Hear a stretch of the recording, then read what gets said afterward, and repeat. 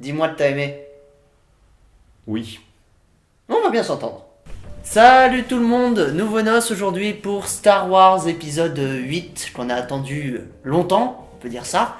2 ans peut-être. 2 ans, ouais, 2 ans, il y a eu Roll One entre temps. Donc réalisé par Rian Johnson qui a réalisé Looper et qui a fait l'épisode de la mouche de Breaking Bad aussi. Ça, c'est toutes les références que sortent un peu la plupart des gens, et c'est un réalisateur que j'aime beaucoup. En tout cas, il a un sens de la mise en scène qui est vraiment excellent. Au casting, on retrouve donc beaucoup de monde. Déjà les anciens du set, donc Daisy Ridley, John Boyega, Carrie Fisher, Mark Hamill pour le rôle de Luke. Ouais, on le voit un peu plus ça cette fois-ci. Un peu plus. Y a-t-il d'autres déjà? Oscar Isaac.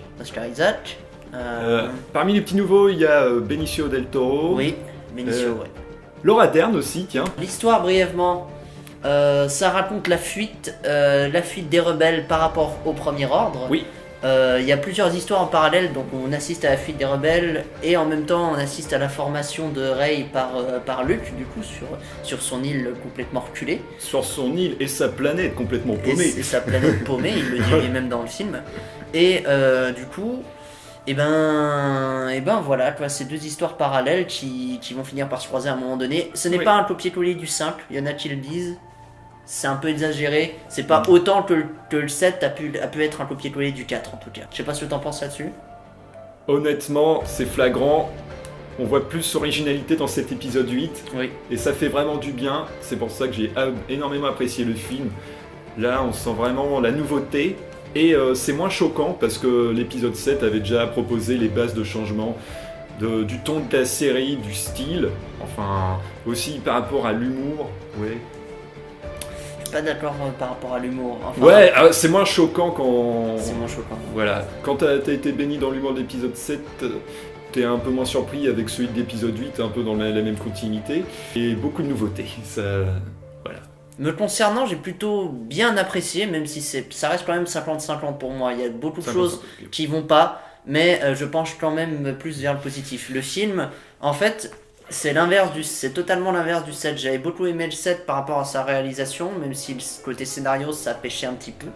Et pour celui-là, en fait, c'est le contraire. C'est-à-dire que la réal, il y a des bonnes choses, mais ça transcende pas. Et par rapport au scénario, il y a des prises de risque qui sont vraiment très très bonnes et que j'ai plutôt apprécié en fait.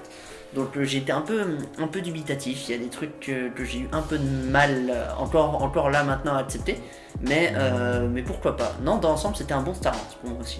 Après, c'est vrai que la réalisation, ça va peut-être vous paraître assez, comment dirais-je, assez épuisant. Le film, c'est le Star Wars le plus long, et c'est vrai que le film, c'est vraiment une montagne russe. Oui. T'as pratiquement aucun temps mort, t'es vraiment souvent dans l'action, il n'y a aucun temps mort, et malgré quand même, oui évidemment il faut toujours des pauses qui permettent voir l'évolution des personnages et même l'apparition de nouveaux, plus ou moins intéressants.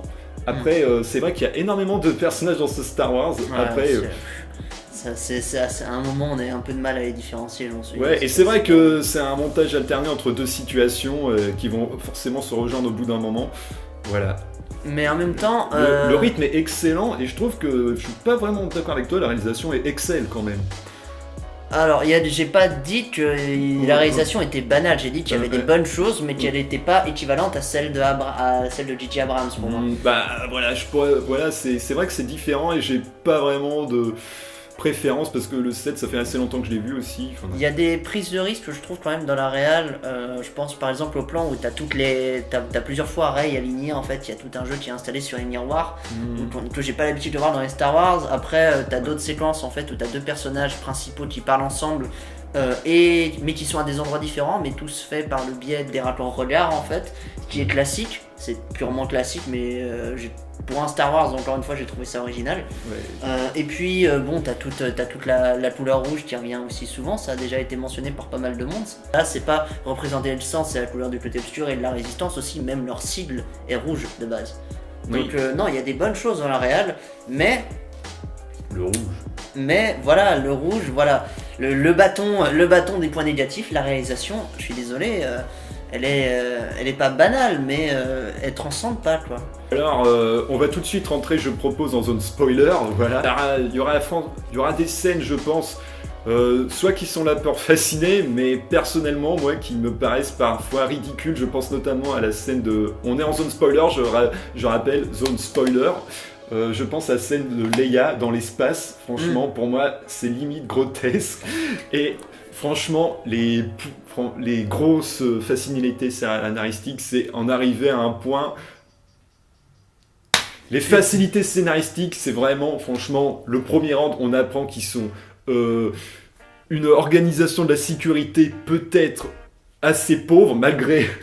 tu vois pas tout ce que ça représente, le premier ordre. Mais le souci, c'est que je pense pas que Star Wars, je te coupe, mais Star Wars n'est pas pour moi un film qui doit être nécessairement pris au premier degré, et qu'il faut y chercher un semblant de... Il faut chercher un peu de cohérence derrière.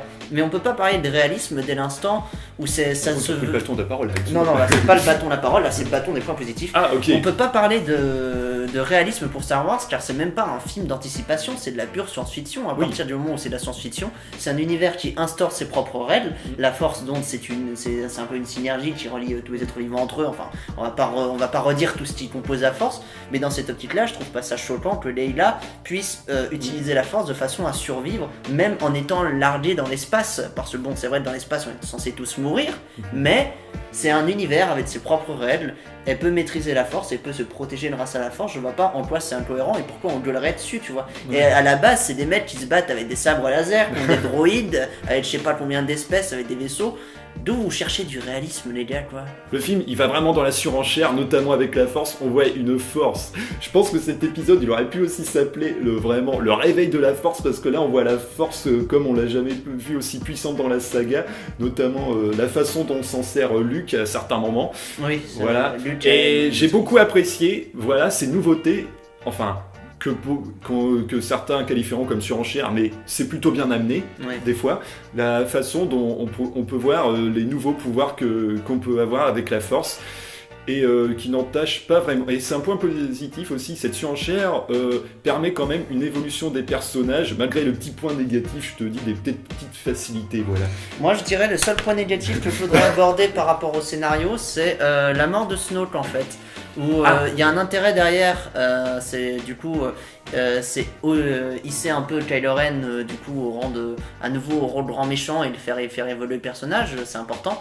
Mais en même temps, derrière du coup, je pense que s'ils nous font pas une histoire à part de Star Wars par rapport au personnage de Snoke, et ben c'est peut-être un des plus gros gâchis de cette nouvelle trilogie, parce que Snoke, il y avait quand même du potentiel derrière par rapport à Palpatine, où lui tout a été dévoilé quasiment au dernier épisode, à l'épisode 6, tu vois. Or là, le faire crever comme ça, alors on connaît pas son background, on sait pas comment il est apparu, on sait pas d'où il tire tous ses pouvoirs, on sait pas pourquoi il a autant une gueule cassée, il finit coupé en deux le gars quand même. Je trouve ça un peu trop facile de le faire crever comme ça, et il gâche un peu un certain potentiel de leur scénario. Donc c'est une prise de risque que pour le coup je n'ai pas aimé, parce que non, même dans un Star Wars, quand t'as un supposé grand méchant, son background, tu t'en fous pas, c'est important. Et ben moi, le point positif, contrairement à toi, tu vas m'en mettre une. C'est inattendu quand même. Le grand méchant n'en sait à peu près rien, et là on le voit se faire découper en deux, comme tu dis, grosse prise de risque. Ouais. On s'y attend tellement pas, il meurt de façon comme c'est du jamais vu quoi pour un Star Wars, je trouve. Et c'est très risqué comme tu l'as dit. Et là ça permet, comme tu dis, c'est le grand méchant, mais non, là tu te rends compte, là le grand méchant, c'est Kylo Ren. Ça a toujours été. Et là, on pense. Là, tu t'attends à un basculement du côté lumineux de comment il s'appelle déjà, Kylo Ren, mais non. Il veut devenir encore plus puissant. Il va jusqu'à détruire son maître pour instaurer son propre ordre, si j'ai bien compris, sa propre. Son propre univers. Je pense qu'à mon avis, le truc qu'il y a, c'est que. Et c'est là où le film réussit à être bon, c'est qu'il n'y a pas vraiment de ce soit de gentil ou de méchant, et c'est même dit dans le film, à un moment il y a Benicio del Toro qui dit c'est du business en fin de compte. Il n'y a jamais eu de gentil ou gentil méchant. La rébellion elle-même a acheté des armes aux trafiquants d'armes. D'ailleurs il y a un super message, il y a une belle moralité derrière la vente d'armes et les animaux et tout ce qu'il faut aux animaux et tout ça. Enfin bref, je m'égare, mais du coup l'idée c'est de dire il y a forcément ni gentil ni méchant, et en fin de compte le plan de Kylo Ren n'est pas si terrible que ça. Justement il veut tout raser pour instaurer un truc nouveau. Donc c'est plutôt bon, je trouve. C'est plutôt bon, et puis puis bon, après, bon, je pleurniche sur la mort de Snoke, mais je continue de penser qu'à mon avis, ce personnage, on est forcément amené à le revoir dans l'univers de Star Wars, parce que bon, maintenant on le sait, ils sont prêts à faire des films pour n'importe quoi tant que ça rapporte du pognon. Après, de toute façon, comme tu l'as dit, voilà, cette nouveauté dans cette saga, c'est quand même les flashbacks. Là, il y en a beaucoup.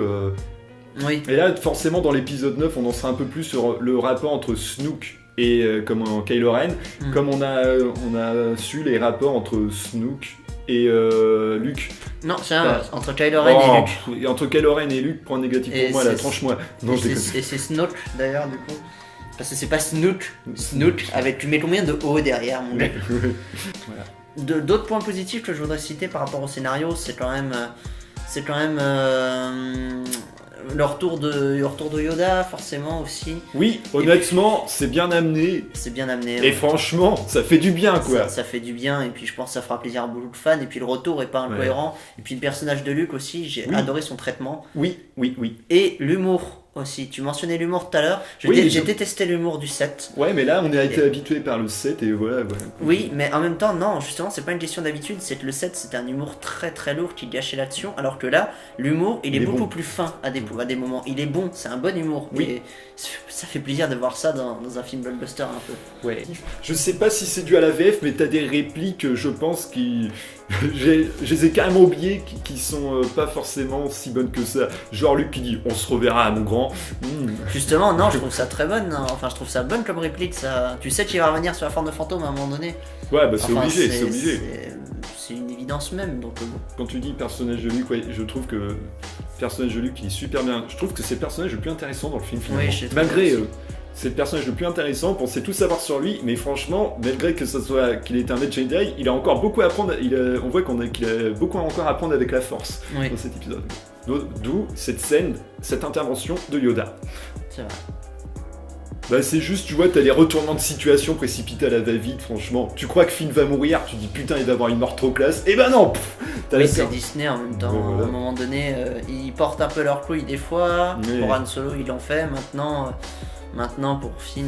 Ils auraient pu le laisser crever, il aurait été mort en héros, mais voilà. Je sais pas en fait, même moi, j'ai été déçu par ça aussi un petit peu. Surtout que. Après qu'il joue plus un gros rôle après cette fameuse scène de supposé sacrifice, deux personnages. Je trouve que le rôle de Finn est assez sert pas à grand chose, tu vois, dans le film. Dans celui-ci, non, il aurait pu. Bah, il a servi pour ramener Benicio del Toro et voilà, il aurait pu crever comme ça, quoi. Parce que là, il va y avoir énormément de personnages. Un truc que disait Antoine aussi qui était très intéressant, Phasma, qui sert strictement à rien.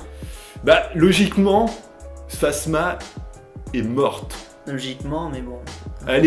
Logiquement, si on comprend le 7, elle a fini dans la benne à ordures. Ouais. Et bah non, elle a eu le temps, pendant que la planète explosait, elle a eu le temps de se parler de la benne à ordures et de prendre un veto sur le non, mais après, on parle de facilité scénaristique, mais je pense que c'est trop facile de juger un Star Wars par rapport à ça. Quoi. C'est sûr. En fait, tout le monde dénonce les facilités scénaristiques plus ou moins flagrantes depuis le 4. On va conclure. Gilles, faut-il aller voir Star Wars 8 au cinéma? Bien entendu, faut aller le voir. Allez le voir. Dépêchez-vous avant de vous faire spoiler. Enfin, normalement, vous n'êtes pas arrivé jusque-là. Hein. Ouais, franchement, énormément de nouveautés, d'intrigues et des réponses en suspens. Ouais, bah comme la trilogie est pas finie encore. Ouais, plus, des questions en suspens, mais le film a un début, un milieu et une fin. Vraiment. C'est un vrai Star Wars. Enfin. C'est un bon Star Wars. Voilà, un Star Wars. Bon, et bien sur ce, on vous donne rendez-vous pour un prochain os. Ciao tout le monde. Et que la force soit avec vous. Ça va de soit.